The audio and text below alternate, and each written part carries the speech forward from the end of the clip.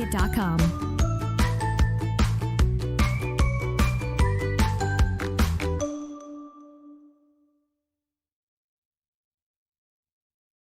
Selamat bertemu kembali dalam pembahasan analisa kebutuhan perangkat lunak. Kali ini materi ketiga, materi pembahasan tentang pembangunan atau pembuatan model prototipe perangkat lunak. Ya. Saya akan coba tampilkan layar presentasinya.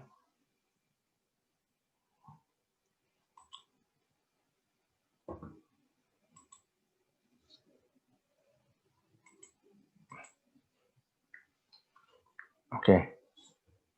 Di sini ada beberapa pembahasan yang menjelaskan rangkaian-rangkaian pembahasan sebelumnya, yaitu tentang prinsip komunikasi, kemudian apa itu SKPL atau spesifikasi kebutuhan perangkat lunak, atau yang sering disebut juga dengan analisa kebutuhan perangkat lunak (KPL). Ya. Jadi seperti biasa, sebelumnya saya akan coba memperkenalkan diri saya sendiri, yaitu nama saya Wisnu Priyo Pamungkas, sebagai praktisi konsultan MIS IT di bidang project management, kemudian juga praktisi konsultan Scrum Master, dan praktisi konsultan ISO, audit TI, dan manajemen keamanan sistem informasi. Kemudian juga sebagai trainer profesional, project management, Scrum, dan business analyst, ya, serta audit teknologi informasi, juga sebagai asesor di bidang informatika untuk LSP P1 Ubara Jaya, dan rutinitas saya sehari-hari adalah sebagai akademisi dosen tetap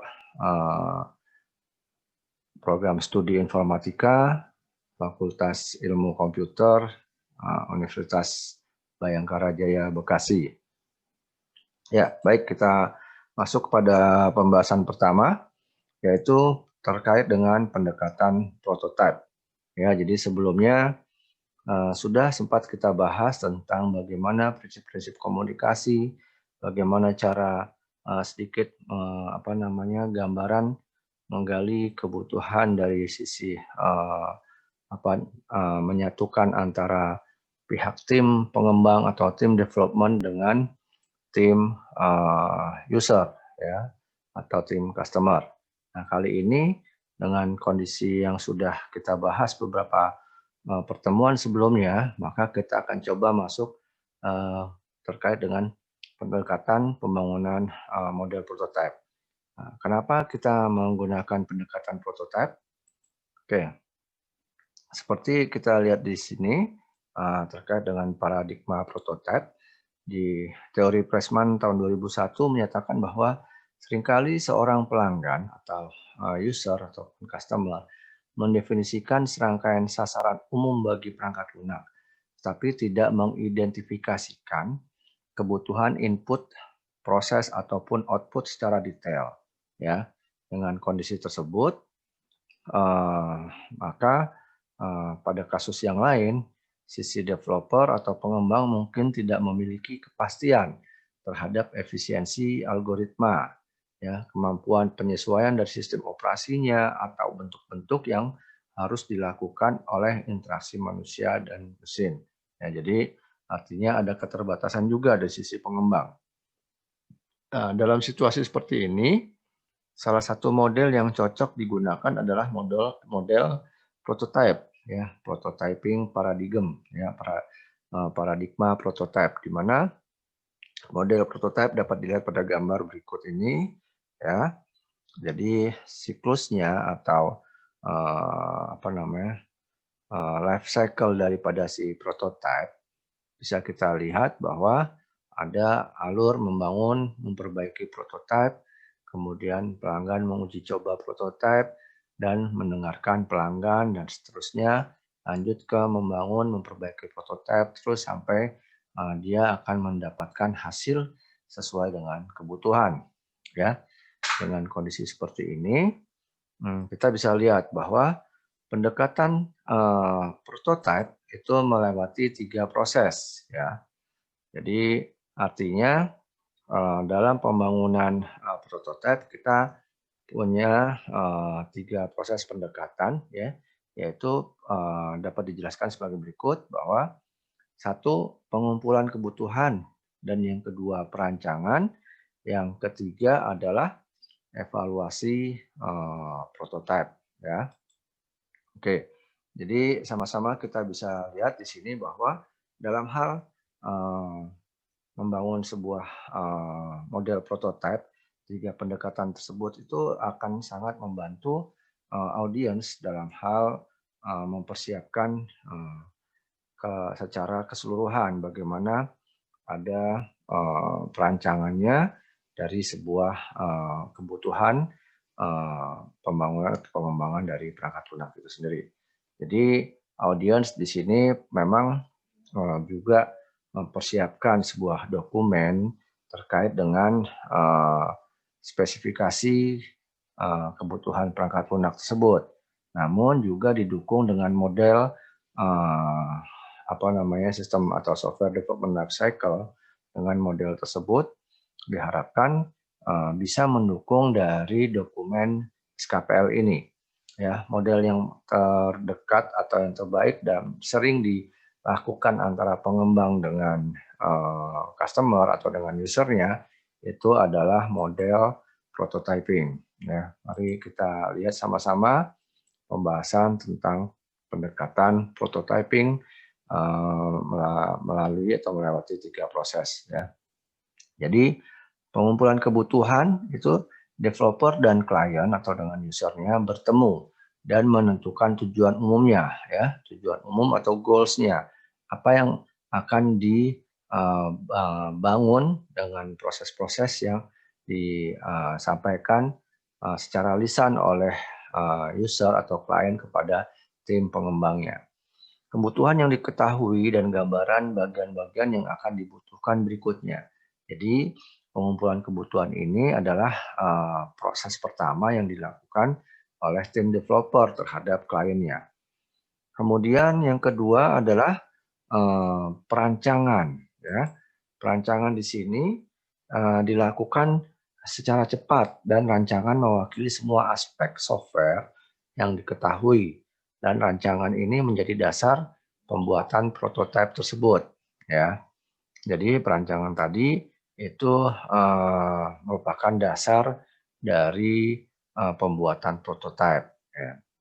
Kemudian yang ketiga, ya, proses yang akan dilakukan sebagai pendekatan prototyping yaitu evaluasi prototipe. Ya, jadi di sini seperti biasa, setelah mendapatkan data-data informasi dalam konteks pengumpulan kebutuhan dan kemudian dirancang ya dengan tahapan perancangan, maka diharapkan 3 proses tersebut atau proses yang terakhir yaitu evaluasi prototipe, itu klien dapat mengevaluasi prototipe yang dibuat dan digunakan untuk memperjelas kebutuhan dari software tersebut.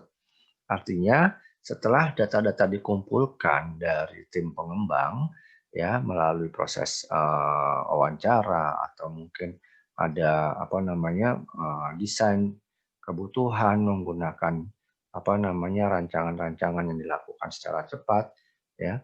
Itu kemudian hasilnya setelah dibangun semacam model prototipe tadi, maka si klien akan mengevaluasi model prototipe yang sudah dibangun ya. Nah, dengan model prototipe ini diharapkan dapat digunakan untuk memperjelas kebutuhan software. Apakah sudah sesuai kebutuhan yang digali tadi tersampaikan ke tim developer, ataukah ada yang paling tidak ada yang mungkin direvisi atau diupdate perubahan-perubahannya ya.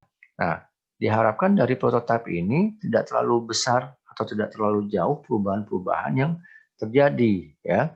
Jadi si user atau klien akan terbantu dengan model prototipe ini. Dia tidak akan terlalu jauh memikirkan kebutuhan yang sudah digambarkan dengan prototipe ini. Jadi bagi tim pengembang, tim developer berharap model prototipe inilah yang paling mudah untuk menjembatani antara tim pengembang dengan user dalam menggambarkan kebutuhan user dan mengekspresikan apakah kebutuhan user tadi sudah dapat diakomodir. Ya, oke. Berikutnya kita lihat di sini adalah berdasarkan teori McLeod dan Shell tahun 2001, alasan pemakai maupun spesialis informasi menyukai model prototipe adalah satu, ya kita bisa lihat di sini, yaitu komunikasi antara analis sistem dengan pengguna itu akan menjadi lebih erat, ya, membaik. Ya. Artinya di sini akan membina hubungan yang lebih baik antara tim pengembang dengan tim user, ya, tim pengguna. Kemudian yang kedua, analis dapat bekerja dengan lebih baik dalam menemukan kebutuhan dari si pengguna. Ya, jadi si analis akan lebih mudah mencerna pada saat si pengguna atau user menceritakan hal-hal yang jadi pandangannya, ya. Dan ini mungkin audiens pernah mendengar istilah user story pada Agile atau Scrum yang diawali sebelum pelaksanaan produk backlog, ya. Jadi inilah yang disebut dengan pembahasan user story. Jadi si user atau pengguna atau pemakai itu akan bercerita apa yang ada masalahnya di sisi mereka. Nah, yang ketiga, pemakai atau pengguna berperan lebih aktif dalam pengembangan sistem. Ya, jadi model ini sangat digemari oleh tim pengembang maupun tim pengguna itu karena akan berdampak bahwa si pengguna berperan aktif, ya, berperan lebih aktif dalam hal pengembangan sistem. Jadi si pengguna akan bercerita lebih banyak dan lebih intens dalam hal membahas kebutuhan yang mereka gambarkan.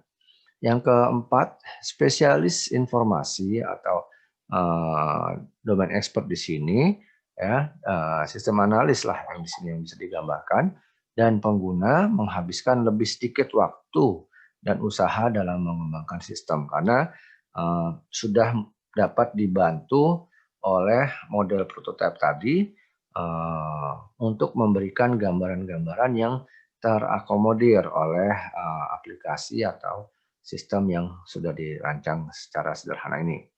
Yang terakhir, yang kelima, ya, mengapa menyukai model prototipe adalah implementasi menjadi lebih mudah, ya, karena pengguna mengetahui sistem yang diharapkan sejak pembahasan di awal, ya. Jadi dengan model prototipe tersebut, pengguna akan lebih cepat tersosialisasikan karena dibangun aplikasi tersebut bersamaan antara tim pengembang dengan tim pengguna. Ya, jadi dari sini kelihatan bahwa memang tim pengguna dan tim pengembang sangat enjoy atau sangat menikmati dalam hal pembahasan sebuah pembangunan atau pengembangan sistem itu menggunakan model prototyping. Ya. Oke, kelemahan. Nah, tapi bukan berarti dengan model prototyping ini tidak ada kelemahan. Ya. Kelemahan dari prototyping ini antara lain yang perlu juga kita sama-sama ketahui, ya, yang perlu kita ketahui sama-sama bahwa untuk yang prototyping ini ada kelemahannya satu, memungkinkan terjadinya pengembalian terhadap kode, implementasi, dan perbaikan siklus life cycle-nya yang digunakan untuk mendominasi sistem informasi. Artinya dari prototipe ini cycle-nya itu akan terus berulang, ya, memungkinkan terjadinya cycle yang terus berulang-ulang yang memudahkan sisi pengguna atau sisi user untuk membahas kebutuhannya secara berkelanjutan, ya. Nah, itu bisa berdampak tidak ada titik akhirnya. Nah, yang kedua, prototyping juga tidak akan menolak kebutuhan dari fase analisis sistem ini, ya. Prototyping hanya dapat memecahkan masalah, ya, yang salah dan memberi kesempatan sebagai sistem pengembangan yang konvensional. Jadi tidak ada lagi improvement yang cukup signifikan karena prototyping sini sudah dikunci di awal, ya, baik itu pada saat membangun dengan model yang konvensional, pengembangan konvensional itu artinya sudah secara logik mungkin sudah dibuat oleh tim pengembang bahwa kebutuhan-kebutuhan dari user itu sudah di awal sudah disetting berdasarkan pemahaman atau algoritma dari si tim pengembang.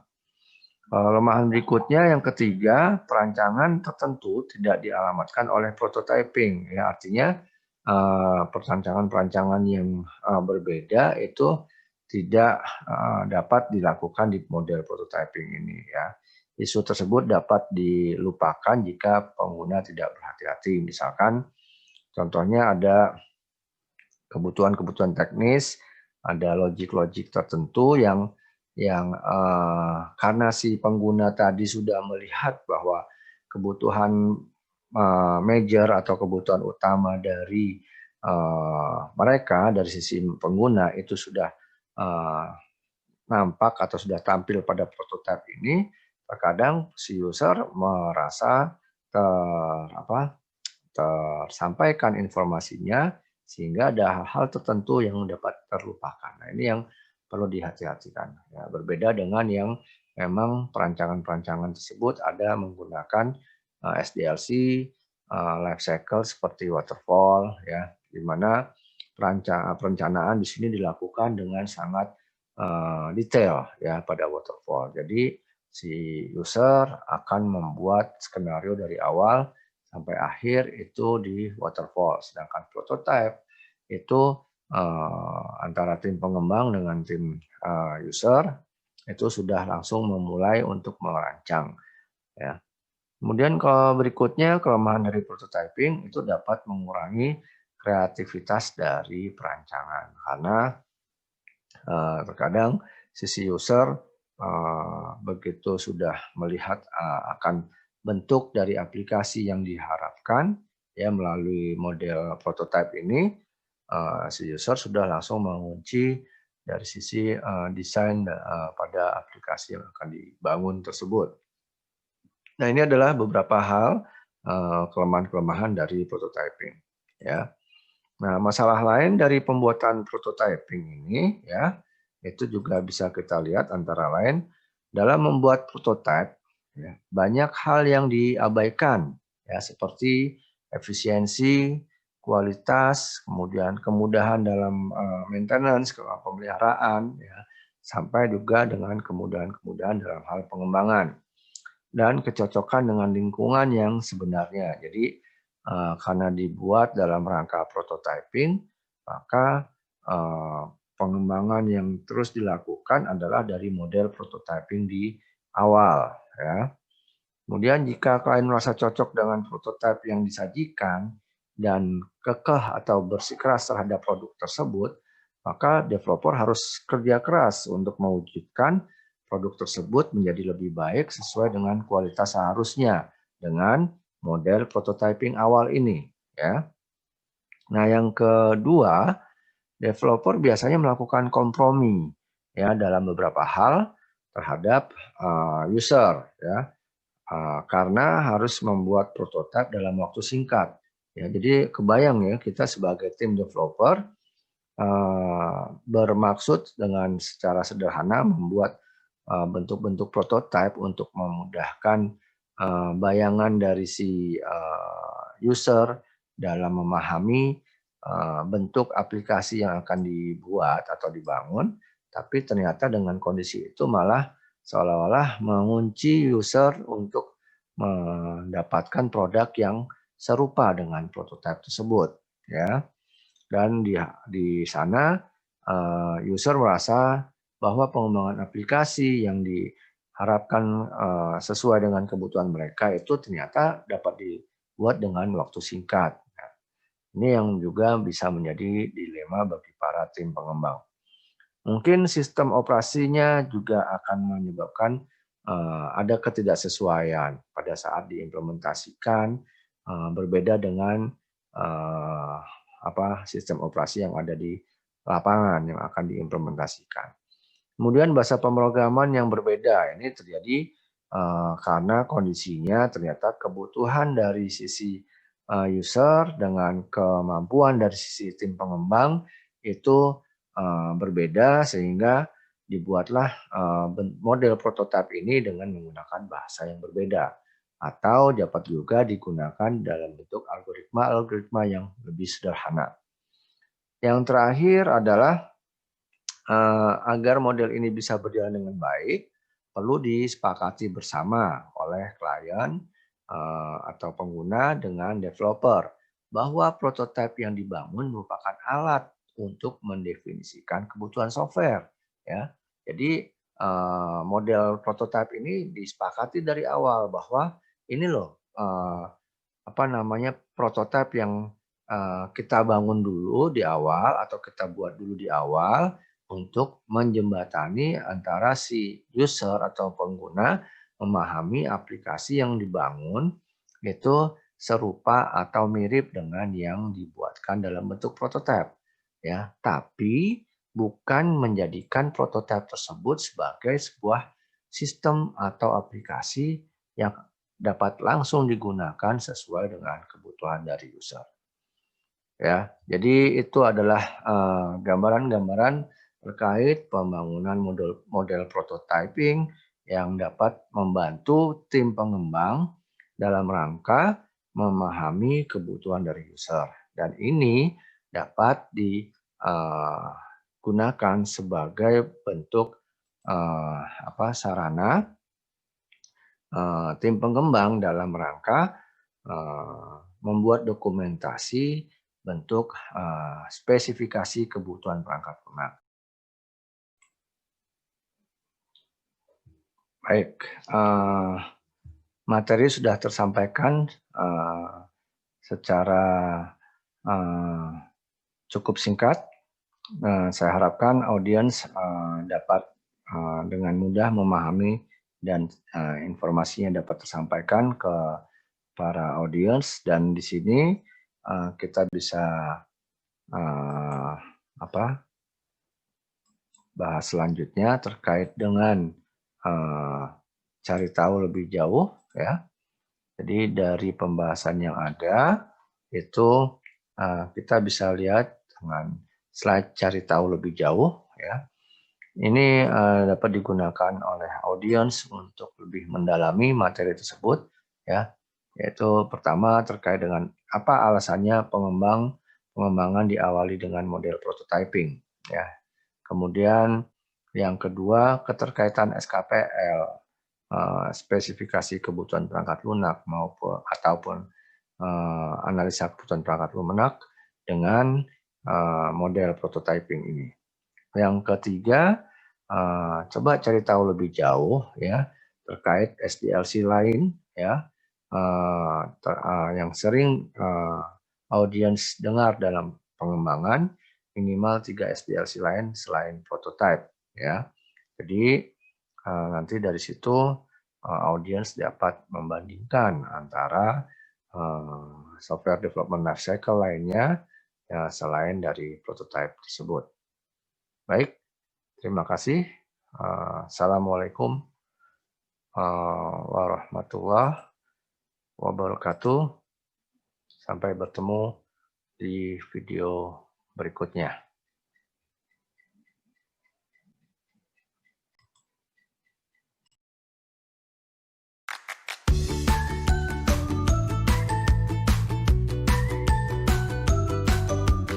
TunePocket.com